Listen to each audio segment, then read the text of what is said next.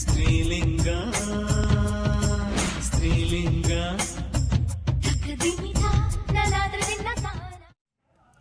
ಸಚಿವರ ರಾಸಲೀಲೆಯ ಪ್ರಕರಣ ಇದು. ಆದರೆ ಇದನ್ನ ಸಚಿವರು ಅಲ್ಲಗಳಿತಾ ಇದ್ದಾರೆ. ಆದರೆ ಪ್ರಮುಖವಾಗಿ ಆರ್ಟಿಐ ಕಾರ್ಯಕರ್ತನಿಗೆ ಬೆದರಿಕೆ ಹಾಕಿರುವ ಆಡಿಯೋ ಸಿಕ್ಕಿದೆ. ಜೊತೆಗೆ ಇದು ನಡೆದದ್ದು ನಿಜ ಅಂತ 26 ವರ್ಷದ ಮಹಿಳೆಯೊಬ್ಬಳು ಹೇಳ್ತಾ ಇರುವಂತಹದ್ದು. ಆ ಎರಡೂ ವಿಷಯವೂ ಕೂಡ ಈಗ ಬಹಳಷ್ಟು ಚರ್ಚೆಗೆ ಗ್ರಾಸವಾಗಿದೆ. ಸಚಿವರ ರಾಸಲೀಲೆ ನಿಜವಾಗ್ಲೂ ನಡೆದಿತ್ತಾ? ಅದು ಶಕ್ತಿಸೌಧದಲ್ಲೇ ನಡೆದಿತ್ತಾ 4 ತಿಂಗಳ ಕಾಲ ಅನ್ನೋದು ಈಗ ಪ್ರಶ್ನೆಯಾಗಿದೆ.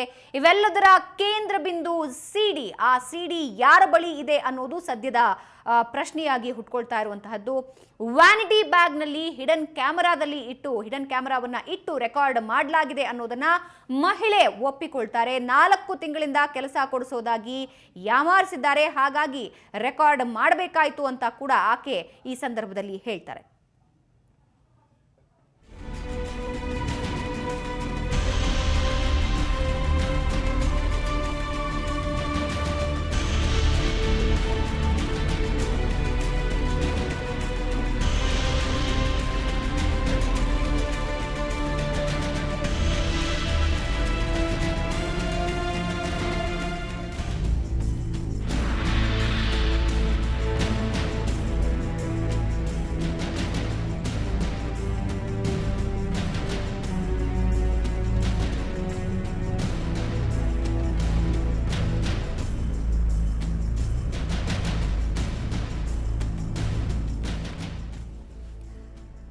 ಸುವರ್ಣ ನ್ಯೂಸ್ ಬಳಿ ಇದೆ ಧಮ್ಕಿ ಹಾಕಿರುವಂತಹ ವಿಡಿಯೋ. ಜೊತೆಗೆ ತನ್ನ ಅಸಹಾಯಕತೆಯನ್ನ ತೋಡಿಕೊಳ್ತಾ ಇರುವಂತಹ 26 ವರ್ಷದ ಮಹಿಳೆ ಮಾತನಾಡಿರುವಂತಹ ಆ ದೃಶ್ಯ. ಪ್ರಮುಖವಾಗಿ ಆಕೆ ಕಷ್ಟದಲ್ಲಿ ಇರೋದ್ರಿಂದ, ಕೆಲಸ ಬೇಕೇ ಬೇಕಾಗಿರೋದ್ರಿಂದ ನಾನು ಮಾಡಬೇಕಾಯಿತು. ಆದರೆ 4 ತಿಂಗಳ ಕಾಲ ಮುಂದುವರೆದ್ರೂ ಕೂಡ ಯಾವುದೇ ರೀತಿಯ ಕೆಲಸದ ಆಶ್ವಾಸನೆ ಈಡೇರಲಿಲ್ಲ. ಹಾಗಾಗಿ ವ್ಯಾನಿಟಿ ಬ್ಯಾಗ್ನಲ್ಲಿ ಹಿಡನ್ ಕ್ಯಾಮೆರಾ ಇಟ್ಟು ಅದನ್ನ ಸೆರೆ ಹಿಡಿಯಲಾಗಿದೆ ಅನ್ನುವಂತಹ ಮಾಹಿತಿ ಬಹಿರಂಗವಾಗಿದೆ. ಆದರೆ ಆ ಸಿಡಿ ಯಾರ ಬಳಿ ಇದೆ ಅನ್ನೋದು ಇದುವರೆಗೆ ಸ್ಪಷ್ಟವಾಗ್ತಾ ಇಲ್ಲ. ಬರ್ತಾ ಇರುವಂತಹ ಮಾಹಿತಿಯ ಪ್ರಕಾರ ಈಗಾಗಲೇ ಆರ್ಟಿಐ ಕಾರ್ಯಕರ್ತ ರಾಜಶೇಖರ್ ನಿಗೂಢ ಸ್ಥಳದಲ್ಲಿದ್ದಾರೆ. ಆದರೆ ಸಚಿವರ ಬೆಂಬಲಿಗರಿಂದ ಧಮಕಿಯನ್ನ ಹಾಕಿರುವ ಆಡಿಯೋ ಈಗ ಸಿಕ್ಕಿರುವಂತಹದ್ದು. ಇದರಿಂದಾಗಿ ರಾಸಲೀಲೆ ನಡೆದಿತ್ತಾ, ಅದು ಕೂಡ ಶಕ್ತಿಸೌಧದಲ್ಲೇ ಆ ರಾಸಲೀಲೆ ನಡೆದಿತ್ತಾ ಅನ್ನೋದು ಪ್ರಶ್ನೆಯಾಗಿದೆ.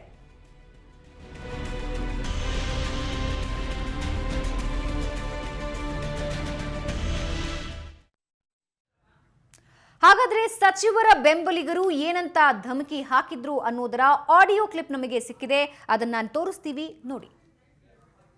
ಏನೋ ರಾಜಶೇಖರ್ ನೀವೇನಾ? ಹಾಂ, ಯಾರು ನೀವ್ಯಾರು? ನಾವು ಮಿನಿಸ್ಟ್ರ್ ಕಡೆಯಿಂದ ಬಂದೀವಿ. ಹಾಂ, ಯಾರು? ಯಾವ ಮಿನಿಸ್ಟ್ರ್ ಕಡೆ? ನಮ್ಮ ಮೇಟಿಯವ್ರಿಗೇನು ತೊಂದರೆ ಕೊಡ್ತಿದ್ರಂತೆ ನೀವು? ನಿಮ್ಮ ಹತ್ರ ಏನೋ ಪ್ರೂಫ್ ಐತಂತ, ಅದೇ ಐತಂತ, ಇದೈತಂತೆ. ಇಲ್ಲಲ್ಲ, ಅಂಥದ್ದೇನಿಲ್ಲ. ನಮ್ಗೆ ತಿಳಿದು ಬಂದಿದೆ.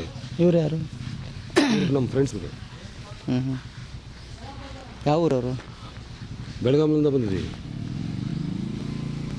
ಸರಿ, ಆಯ್ತು. ಹಿಂಗೆ ರೋಡಲ್ಲಿ ಯಾಕೆ ನಿಂತ್ಕೊಳ್ಳೋದು, ಬಂದು ಮಾತಾಡೋದು? ಇಲ್ಲ ರೀ, ನಿಮಗೆ ಫೋನ್ ಕಾಂಟ್ಯಾಕ್ಟ್ ಮಾಡೋಣ ಅಂದರೆ 4-5 ದಿನದಿಂದ ಸಿಗ್ತಾನೆ ಇಲ್ಲ. ನಿಮ್ಮ ಫೋನ್ ಸ್ವಿಚ್ ಆಫ್ ಇರುತ್ತೆ.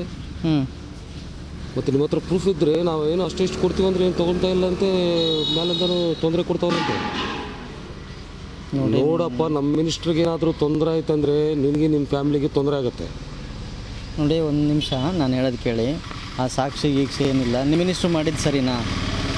ಅವ್ರು ಏನೋ ಮಾಡಿದ್ರು ಆಗೋಗಿದ್ದು.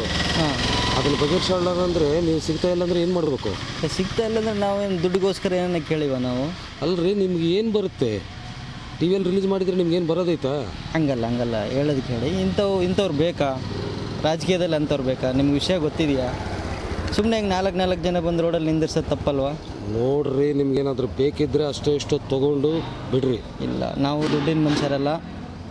ನಾವು ಭ್ರಷ್ಟಾಚಾರ ವಿರೋಧ ಹೋರಾಟಗಾರರು. ನಮ್ಮ ಬಗ್ಗೆ ನಿಮ್ಗೆ ಗೊತ್ತಿರುತ್ತೆ. ಮಿನಿಸ್ಟ್ರಿಗೆ ಏನಾದರೂ ತೊಂದರೆ ಆಯಿತು ಅಂದರೆ ನಿಮಗೆ ತೊಂದರೆ ಆಗುತ್ತೆ. ನೋಡಿಪ್ಪ, ಇದ್ರ ಮೇಲೆ ನಿಮ್ಮ ಇಷ್ಟ. ಹಿಂಗೆ ರೋಡಲ್ಲೆಲ್ಲ ನಿಂತ್ಕೊಂಡು ಮಾತಾಡೋದು ಚೆನ್ನಾಗಿ ಕಾಣಲ್ಲ.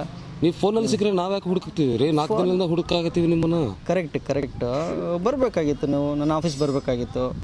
ಆಫೀಸಲ್ಲೂ 2-3 ಸಲ ಬಂದಿದ್ದೀವಿ. ಹಾಂ, ಹೊರಗಡೆ ಹೋಗಿದ್ದಾರೆ ಅಂತ ಹೇಳಿದ್ರು. ಹಾಂ, ನೋಡಿ, ಮೇಟಿ ಯಾರು ನಾನು ನೋಡಿಲ್ಲ ಇವತ್ತಿನವರೆಗೂ. ಆತಗೆ ನನಗೆ ಸಂಬಂಧ ಇಲ್ಲ, ಆಯಿತಾ? ಮತ್ತು ನೀವು ಹಿಂಗೆಲ್ಲ ಒತ್ತಡ ಹಾಕಿದರೆ ಹಿಂಗೆಲ್ಲ ಹಾಕೋದು ತಪ್ಪು. ಗೊತ್ತಾಯ್ತಾ? ಇದ್ರ ಮೇಲೆ ನಿಮ್ಮ ಇಷ್ಟ. ಅಲ್ರಿ ನಮ್ಮ ಮಿನಿಸ್ಟ್ರಿ ಹೋಗೋಂಗಿದ್ರೆ ನಾವು ಸುಮ್ಮನೆ ಇರೋಕ್ಕಾಗತ್ತಾ? ನಿಮ್ಗೇನಾದ್ರು ಬೇಕಿದ್ರೆ ಕೇಳ್ರಿ. ನೋಡಿ, ನಾನೇ ನಿಮ್ಗೇನು ಖರ್ಚಿದ್ರೆ ಬನ್ನಿ ಊಟ ಮಾಡಿಸಿ ಕಳಿಸ್ತೀನಿ, ಟೀ ಕುಡಿಸಿ ಕಳಿಸ್ತೀನಿ, ಆಯಿತಾ? ಅಂಥದ್ದೇನು ಅವಶ್ಯಕತೆ ಇಲ್ಲ ನಮಗೆ. ಅಂಥ ಆಸೆ ಪಡೋ ಮನುಷ್ಯರು ನಾವಲ್ಲ, ಗೊತ್ತಾಯ್ತಾ? ನಾವು ಇಲ್ಲೇ ಬಳ್ಳಾರಿಯಲ್ಲಿ ಇರ್ತೀವಪ್ಪ. ಯಾವುದೇ ತೀರ್ಮಾನ ತೊಗೊಂಡು ನೀವು ನಮಗೆ ತೊಂದರೆ ಆಗಲಾರ್ದಂಗೆ ಅದನ್ನು ಕೊಟ್ಟರೆ ಸರಿ.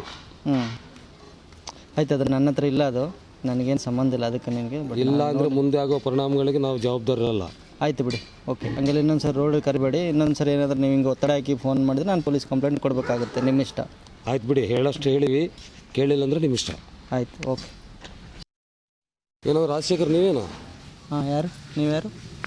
ನಾವು ಮಿನಿಸ್ಟ್ರಿ ಕಡೆಯಿಂದ ಬಂದೀವಿ. ಹಾಂ. ಯಾರು? ಯಾವ ಮಿನಿಸ್ಟ್ರಿ ಕಡೆ? ನಮ್ಮ ಮೇಟಿಯವ್ರಿಗೇನು ತೊಂದರೆ ಕೊಡ್ತಿದ್ರಂತೆ ನೀವು? ನಿಮ್ಮ ಹತ್ರ ಏನೋ ಪ್ರೂಫ್ ಐತಂತ, ಅದೇ ಐತಂತ, ಇದೈತಂತೆ. ಇಲ್ಲಲ್ಲ, ಅಂಥದ್ದೇನಿಲ್ಲ. ನಮ್ಗೆ ತಿಳಿದು ಬಂದಿದೆ. ಇವ್ರು ಯಾರು? ನಮ್ಮ ಫ್ರೆಂಡ್ಸ್ಗೆ. ಯಾವ ಊರವರು? ಬೆಳಗಾವಿಯಿಂದ ಬಂದಿದ್ದೀವಿ. ಸರಿ, ಆಯ್ತು. ಹಿಂಗೆ ರೋಡಲ್ಲಿ ಯಾಕೆ ನಿಂತ್ಕೊಳ್ಳೋದು, ಬಂದು ಮಾತಾಡೋದು?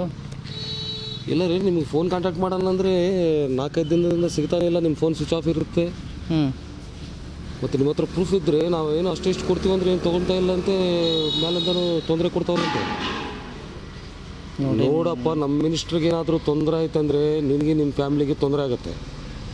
ನೋಡಿ, ಒಂದು ನಿಮಿಷ ನಾನು ಹೇಳೋದು ಕೇಳಿ. ಆ ಸಾಕ್ಷಿ ಗೀಕ್ಷಿ ಏನಿಲ್ಲ. ನಿಮ್ಮ ಮಿನಿಸ್ಟ್ರು ಮಾಡಿದ್ದು ಸರಿನಾ? ಅವ್ರು ಏನೋ ಮಾಡಿದ್ರು ಆಗೋಗಿದ್ದು. ಹಾಂ, ಅದನ್ನು ಬಗೆಹರಿಸೋಣ ಅಂದರೆ ನೀವು ಸಿಗ್ತಾ ಇಲ್ಲ ಅಂದರೆ ಏನು ಮಾಡಬೇಕು? ಸಿಗ್ತಾ ಇಲ್ಲ ಅಂದರೆ ನಾವೇನು ದುಡ್ಡಿಗೋಸ್ಕರ ಏನನ್ನ ಕೇಳಿವ ನಾವು? ಅಲ್ರಿ, ನಿಮ್ಗೆ ಏನು ಬರುತ್ತೆ? ಟಿ ವಿಯಲ್ಲಿ ರಿಲೀಸ್ ಮಾಡಿದರೆ ನಿಮ್ಗೇನು ಬರೋದೈತಾ? ಹಂಗಲ್ಲ ಹೇಳೋದು ಕೇಳಿ. ಇಂಥವ್ರು ಬೇಕಾ ರಾಜಕೀಯದಲ್ಲಿ? ಅಂಥವ್ರು ಬೇಕಾ? ನಿಮ್ಗೆ ವಿಷಯ ಗೊತ್ತಿದೆಯಾ? ಸುಮ್ಮನೆ ಹಿಂಗೆ 4 ಜನ ಬಂದು ರೋಡಲ್ಲಿ ನಿಂದಿರ್ಸೋದು ತಪ್ಪಲ್ವಾ? ನೋಡ್ರಿ, ನಿಮ್ಗೇನಾದರೂ ಬೇಕಿದ್ದರೆ ಅಷ್ಟೋ ತೊಗೊಂಡು ಬಿಡ್ರಿ. ಇಲ್ಲ, ನಾವು ದುಡ್ಡಿನ ಮನುಷ್ಯರಲ್ಲ. ನಾವು ಭ್ರಷ್ಟಾಚಾರ ವಿರೋಧ ಹೋರಾಟಗಾರರು. ನಮ್ಮ ಬಗ್ಗೆ ನಿಮ್ಗೆ ಗೊತ್ತಿರುತ್ತೆ. ಮಿನಿಸ್ಟ್ರಿಗೆ ಏನಾದರೂ ತೊಂದರೆ ಆಯಿತು ಅಂದರೆ ನಿಮಗೆ ತೊಂದರೆ ಆಗುತ್ತೆ. ನೋಡಿಪ್ಪ, ಇದ್ರ ಮೇಲೆ ನಿಮ್ಮ ಇಷ್ಟ. ಹಿಂಗೆ ರೋಡಲ್ಲೆಲ್ಲ ನಿಂತ್ಕೊಂಡು ಮಾತಾಡೋದು ಚೆನ್ನಾಗಿ ಕಾಣಲ್ಲ. ನೀವು ಫೋನಲ್ಲಿ ಸಿಕ್ಕರೆ ನಾವು ಯಾಕೆ ಹುಡುಕ್ತೀವಿ ರೀ? 4 ದಿನದಿಂದ ಹುಡುಕಾಗತ್ತೀವಿ ನಿಮ್ಮನ್ನು. ಕರೆಕ್ಟ್ ಬರಬೇಕಾಗಿತ್ತು. ನೀವು ನನ್ನ ಆಫೀಸ್ ಬರಬೇಕಾಗಿತ್ತು. ಆಫೀಸಲ್ಲೂ 2-3 ಸಲ ಬಂದಿದ್ದೀವಿ. ಹಾಂ, ಹೊರಗಡೆ ಹೋಗಿದ್ದಾರೆ ಅಂತ ಹೇಳಿದರು. ಹಾಂ, ನೋಡಿ, ಮೇಟಿ ಯಾರು ನಾನು ನೋಡಿಲ್ಲ ಇವತ್ತಿನವರೆಗೂ. ಆತಗೆ ನನಗೆ ಸಂಬಂಧ ಇಲ್ಲ, ಆಯಿತಾ? ಮತ್ತು ನೀವು ಹಿಂಗೆಲ್ಲ ಒತ್ತಡ ಹಾಕಿದರೆ ಹಿಂಗೆಲ್ಲ ಹಾಕೋದು ತಪ್ಪು, ಗೊತ್ತಾಯ್ತಾ? ಇದ್ರ ಮೇಲೆ ನಿಮ್ಮ ಇಷ್ಟ. ಅಲ್ರಿ, ನಮ್ಮ ಮಿನಿಸ್ಟ್ರಿ ಹೋಗೋಂಗಿದ್ರೆ ನಾವು ಸುಮ್ಮನೆ ಇರೋಕ್ಕಾಗತ್ತಾ? ನಿಮ್ಗೇನಾದರೂ ಬೇಕಿದ್ರೆ ಕೇಳ್ರಿ. ನೋಡಿ, ನಾನೇ ನಿಮ್ಗೇನು ಖರ್ಚಿದ್ರೆ ಬನ್ನಿ ಊಟ ಮಾಡಿಸಿ ಕಳಿಸ್ತೀನಿ, ಟೀ ಕುಡಿಸಿ ಕಳಿಸ್ತೀನಿ, ಆಯಿತಾ? ಅಂಥದ್ದೇನು ಅವಶ್ಯಕತೆ ಇಲ್ಲ ನಮಗೆ. ಅಂಥ ಆಸೆ ಪಡೋ ಮನುಷ್ಯರು ನಾವಲ್ಲ, ಗೊತ್ತಾಯ್ತಾ? ನಾವು ಇಲ್ಲೇ ಬಳ್ಳಾರಿಯಲ್ಲಿ ಇರ್ತೀವಪ್ಪ. ಯಾವುದೇ ತೀರ್ಮಾನ ತೊಗೊಂಡು ನೀವು ನಮಗೆ ತೊಂದರೆ ಆಗಲಾರ್ದಂಗೆ ಅದನ್ನು ಕೊಟ್ಟರೆ ಸರಿ. ಆಯ್ತು, ಅದು ನನ್ನ ಹತ್ರ ಇಲ್ಲ, ಅದು ನನಗೇನು ಸಂಬಂಧ ಇಲ್ಲ ಅದಕ್ಕೆ ನಿನಗೆ. ಇಲ್ಲ ಅಂದರೆ ಮುಂದೆ ಆಗೋ ಪರಿಣಾಮಗಳಿಗೆ ನಾವು ಜವಾಬ್ದಾರರಲ್ಲ. ಆಯಿತು ಬಿಡಿ, ಓಕೆ. ಹಂಗೆಲ್ಲ ಇನ್ನೊಂದು ಸರಿ ರೋಡ್ ಕರಿಬೇಡಿ. ಇನ್ನೊಂದು ಸರಿ ಏನಾದರೂ ನೀವು ಹಿಂಗೆ ಒತ್ತಡ ಹಾಕಿ ಫೋನ್ ಮಾಡಿದ್ರೆ ನಾನು ಪೊಲೀಸ್ ಕಂಪ್ಲೇಂಟ್ ಕೊಡಬೇಕಾಗುತ್ತೆ. ನಿಮ್ಮ ಇಷ್ಟ. ಆಯ್ತು ಬಿಡಿ, ಹೇಳಷ್ಟು ಹೇಳಿ.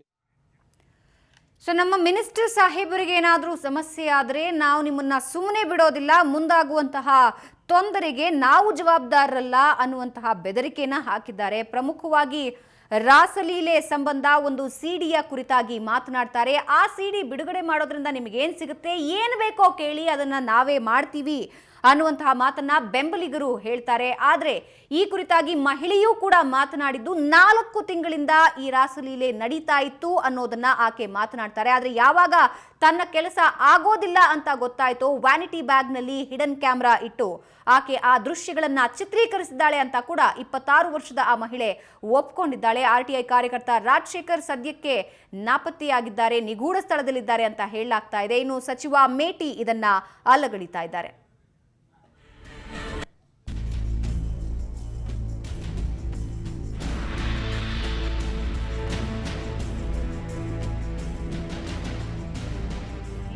ಸಾಹೇಬ್ ಬಿಡ್ರಿ, ಸಾಹೇಬ್ ನೀವು ನಮ್ಮಂತ ಕೆಲ್ಸಕ್ಕೆ ಬರ್ತೀರಿ ಮಾತಿದ್ರೆ ನಾವು ಏನೋ ನಮ್ಮವ್ರು ಸಾಹೇಬ್ರದಾರ ಅಂತ ಹೇಳಿ ಹೋದ್ರೆ ಕೆಲ್ಸಕ್ಕೆ ಹೋದ್ರೆ ಬರೀ ಸೆಕ್ಷನ್ ಹರಾಸ್ಮೆಂಟ್ ಮಾಡೋದು, ಕೈ ಹಿಡ್ಕೊಂಡು ಕಿಸ್ ಕೊಡಕ್ ಬರೋದು, ಆಮೇಲೆ ಬರೀ ಮಾತಿದ್ರೆ ಎಲ್ಲ ಹಿಂಗ ಇದ್ರ ಜೊತೆನ ಮಾತಾಡಿ ಮಾತಿದ್ರೆ ಮಕ್ಕಳ ಕರೀದು ಹಿಂಗೆಲ್ಲ ಮಾಡ್ತಾರ. ನಮ್ದ್ರ ಸಣ್ಣ ಏಜ್ 26 ವರ್ಷ.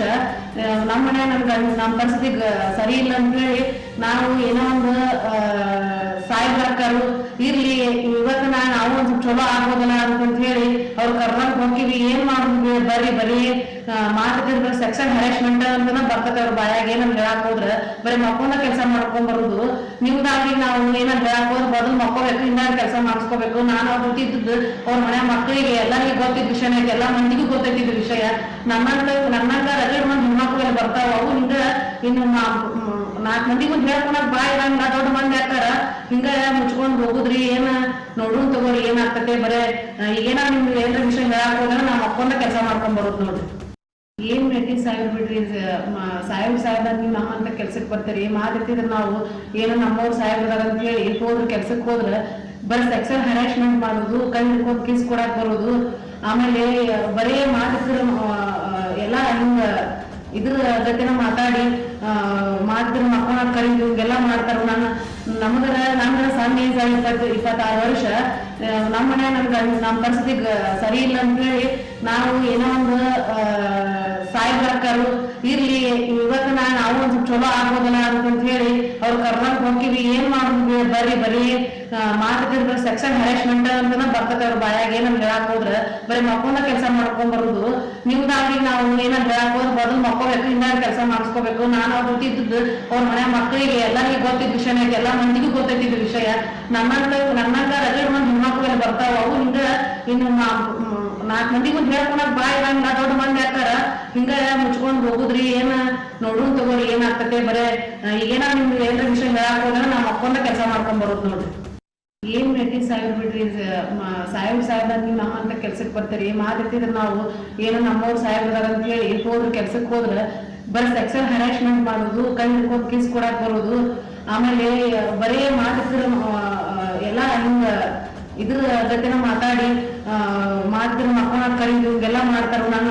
ನಮ್ಗ ಸಣ್ಣ ಏಜ್ 26 ವರ್ಷ ನಮ್ಮ ಮನೆ ನಮ್ಮ ಪರಿಸ್ಥಿತಿ ಸರಿ ಇಲ್ಲ ಅಂತ ಹೇಳಿ ನಾವು ಏನೋ ಒಂದು ಸಾಯ್ಬಾರ್ಕರು ಇರ್ಲಿ ಇವತ್ತು ನಾವು ಒಂದು ಚಲೋ ಆಗೋದಿಲ್ಲ ಅಂತ ಹೇಳಿ ಅವ್ರು ಕರ್ನಾಟಕ ಹೋಗಿವಿ ಏನ್ ಮಾಡುದು ಬರೀ ಮಾತಾಡಿದ್ರೆ ಸೆಕ್ಷನ್ ಹರಾಸ್ಮೆಂಟ್ ಅಂತನ ಬರ್ತದೆ ಅವ್ರ ಬಾಯಾಗ ಏನಂತ ಹೇಳಕ್ ಹೋದ್ರ ಬರೀ ಮಕ್ಕೊಂಡ ಕೆಲಸ ಮಾಡ್ಕೊಂಡ್ ಬರುದು ನಿಮ್ದಾಗಿ ನಾವು ಏನಂತ ಹೇಳಕ್ ಹೋದ್ರ ಬದಲು ಮಕ್ಕೋಬೇಕು ಇಂದ ಕೆಲಸ ಮಾಡಿಸ್ಕೋಬೇಕು ನಾನು ಅವ್ರು ಗೊತ್ತಿದ್ದು ಅವ್ರ ಮನೆ ಮಕ್ಕಳಿಗೆ ಎಲ್ಲರಿಗೂ ಗೊತ್ತಿದ್ದ ವಿಷಯ ಐತಿ ಎಲ್ಲಾ ಮಂದಿಗೂ ಗೊತ್ತೈತಿದ್ ವಿಷಯ ನನ್ನಂಗ ರಗಡ್ ಮಂದಿ ಹೆಣ್ಮಕ್ಳು ಬರ್ತಾವ ಅವು ಹಿಂಗ ಇನ್ನು 4 ಮಂದಿ ಮುಂದೆ ಹೇಳ್ಕೊಳಕ್ ಬಾ ಇರಂಗ ದೊಡ್ಡ ಮಂದಿ ಹಾಕಾರ ಹಿಂಗ ಮುಚ್ಕೊಂಡ್ ಹೋಗುದ್ರಿ ಏನ ನೋಡುನ್ ತಗೋರಿ ಏನಾಗ್ತತೆ ಬರೇ